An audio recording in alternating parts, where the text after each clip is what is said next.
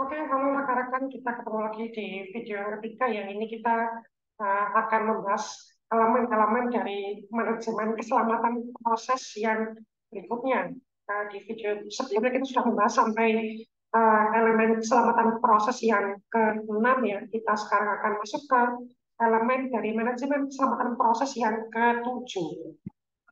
Yang ke-7 ini ada pre-startup safety review. Jadi pre-startup review itu perlu dilakukan ya oleh sebuah peralatan baru yang baru saja diinstal atau baru saja dimodifikasi dalam sebuah proses atau di dalam sebuah produk yang baru.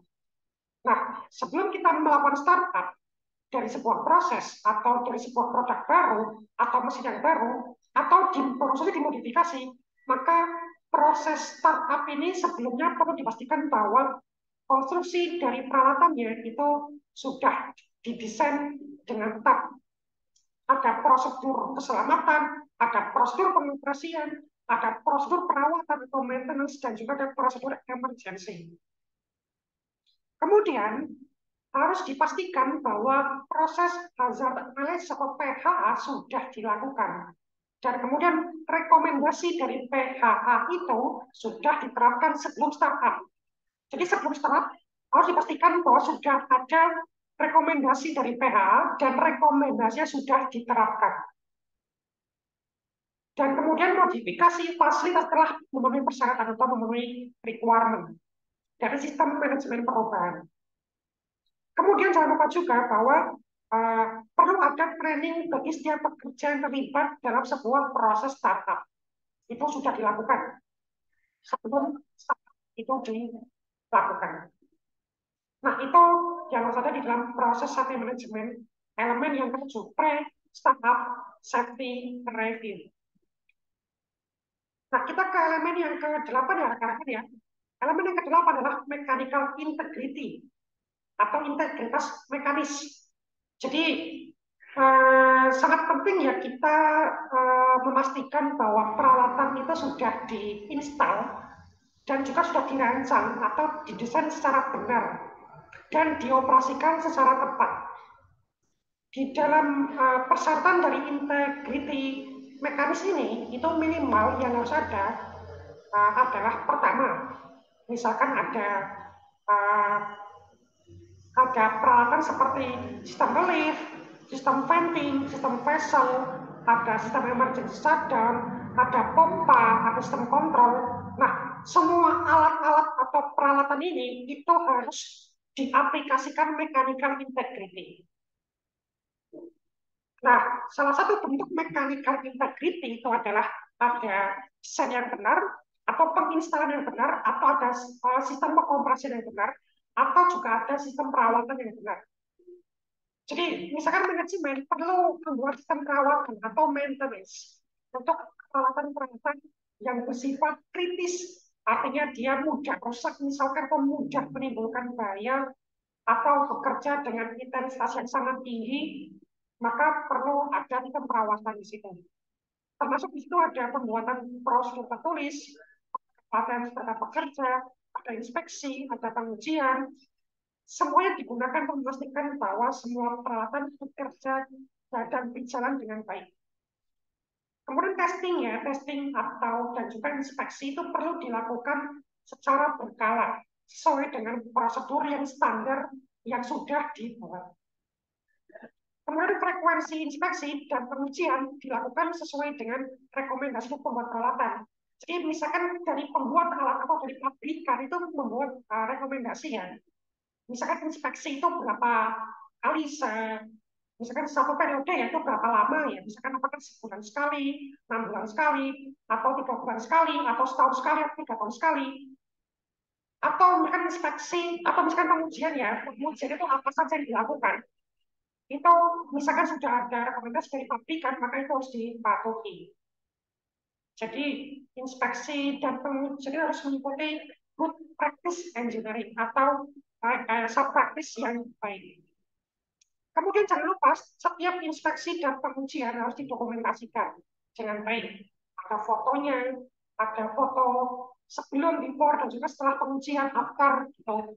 Apa yang terjadi, apa bagaimana tiap prosedur pengujian itu dijalankan, itu didokumentasikan. Kalau semisal ada penyimpangan-penyimpangan, maka perlu diperbaiki terlebih dahulu sebelum digunakan. Atau misalkan ada tindakan-tindakan yang dilakukan untuk memastikan keselamatan dari pengoperasian alat atau mesin itu. Nah, ini adalah elemen atau unsur-unsur dari mechanical integrity, unsur dari manajemen keselamatan proses yang ke-8.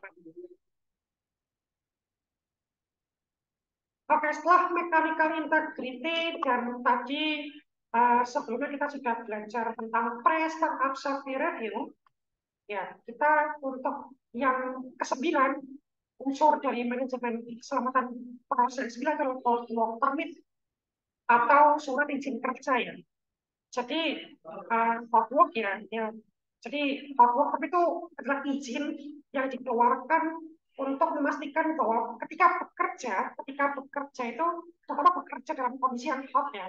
Maksudnya kondisi hot itu kondisi yang kritis atau kondisi yang ada banyak bahaya, itu ada izinnya.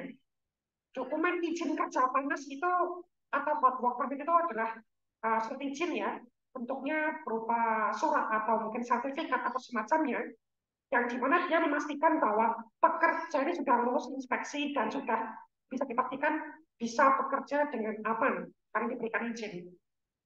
Nah, hot work permit ini dia harus dibuat dengan guidance atau panduan dari OSHA 1910-5.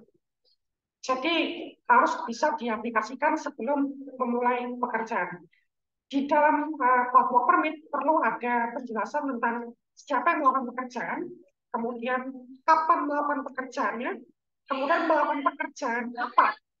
Jadi siapa yang mengerjakan, kemudian kapan, kemudian pekerjaannya itu apa yang dilakukan, di manakah pekerjaannya, dan jenis pekerjaan itu apa. Jadi ada what, ya what itu adalah apa jenis pekerjaannya, apa yang dilakukan, how itu bagaimana mengerjakannya, where itu di mana mengerjakannya, when itu kapan melakukan pekerjaannya. Kemudian siapa, who, yang mengerjakan itu. Dan dokumen izin kerja ini harus disimpan sampai pekerjaan itu selesai, sampai dia menyelesaikan pekerjaannya. Sesuai dengan tenggang waktu yang tertulis di dalam hot work permit tersebut. Nah, itu elemen manajemen keselamatan proses yang ke-9, hot work permit. Kita lanjut ya ke elemen dari manajemen keselamatan proses yang ke-10. Jadi untuk elemen yang ke-10 ini adalah manajemen of change atau manajemen perubahan. Jadi ada prosedur yang mengatur tentang perubahan. Misalkan ada modifikasi proses, ada modifikasi mesin, ada modifikasi teknologi, modifikasi peralatan, modifikasi bahan baku, atau modifikasi prosedur kerja. Nah, prosedur manajemen perubahan itu perlu memastikan bahwa sebelum perubahan dilakukan, itu hal-hal berikut itu dilakukan. Misalkan ada dasar-dasar teknis untuk melakukan usulan perubahan. Yang kedua, dampak perubahan terhadap kesehatan dan keselamatan bekerja. Kemudian berikutnya ada modifikasi untuk prosedur pengoperasian, ada waktu yang diperlukan untuk melakukan perubahan, ada persyaratan autorisasi untuk usulan perubahan. Nah, setiap pekerja yang akan terlibat dalam perubahan proses itu harus diinformasikan dan juga diberi training sebelum perubahan dilakukan. Jangan sampai ketika perubahan dilakukan, itu pekerja itu nggak tahu apa-apa. Semua prosedur kerja yang terkait dengan perubahan itu juga kemudian harus direvisi dan diupdate sesuai dengan perkembangan.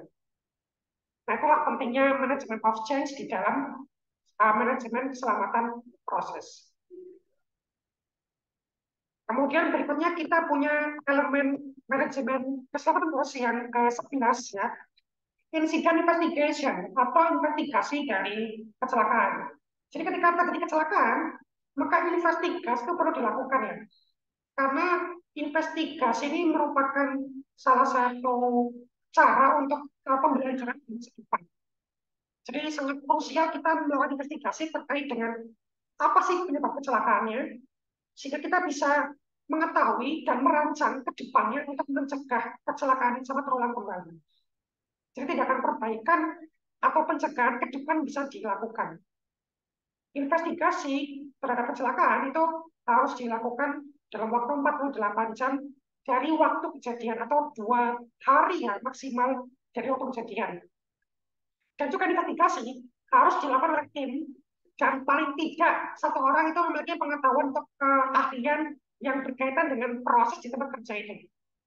Jadi kecelakaannya di mana, di sebuah sistem apa. Nah, satu timnya harus, satu orang minimal dalam tim itu harus mengetahui tentang pekerjaan itu. Termasuk misalkan pekerja kontrak yang terlibat di dalamnya juga harus ada dalam tim. Atau orang-orang yang sangat ahli di dalam bidang-bidang sistem itu. Atau orang-orang yang ahli juga di dalam bidang-bidang investigasi kecelakaan. Nah, terkait dengan laporan investigasi, perlu ada misalkan tanggal kejadian kapan, investigasi mulainya kapan, jam berapa, kejadiannya seperti apa, dideskripsikan, sampai faktor-faktor apa yang berkontribusi terhadap kejadian. Nah, terakhir, di dalam laporan investigasi perlu ada rekomendasi dari hasil investigasi. Nah, kemudian setelah ada laporan investigasi, manajemen perlu melakukan tindak lanjut dari rekomendasi tersebut. Dengan cara apa? Misalkan dengan membuat sistem yang diperlukan untuk melaksanakan dari semua rekomendasi dan menyimpan dokumen laporan investigasi selama 5 tahun.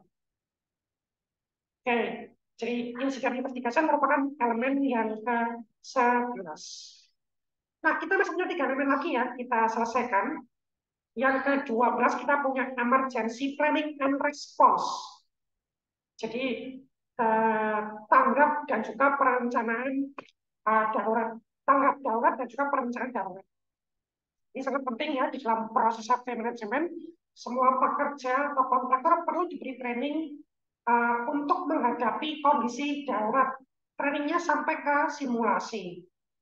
Kemudian bagaimanakah training itu harus dirancang bagaimanakah melakukan perencanaan dalam kondisi darurat dan juga melakukan tanggap darurat. Misalkan ketika ada kebocoran bahan di dalam sebuah sistem, mereka harus di-training untuk bagaimanakah cara menanganinya secara sementara.